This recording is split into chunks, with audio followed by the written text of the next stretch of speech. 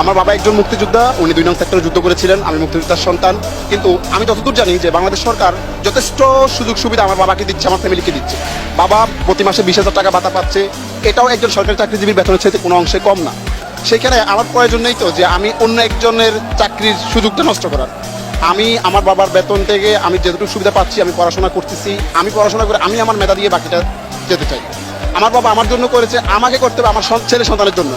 আমার ছেলে সন্তান আমার বাবার সুবিধা নিক বা আমি সুবিধা নেই, সেটা আমি চাচ্ছি না। এই দেশ সবার দেশ, সবারই অধিকার আছে। বিশেষ করে যারা মেধাবী, প্রতিনিয়ত আমরা দেখি, আমি হলে থাকি, ঢাকা ইউনিভার্সিটি স্টুডেন্ট, আমি দেখি যে আমার ভাইয়েরা কী পরিমাণে কষ্ট করতেছে, আমার সিনিয়র জুনিয়র বেসমেটরা প্রতিনিয়ত কী পরিমাণ কষ্ট করতেছে একটা চাকরির জন্য।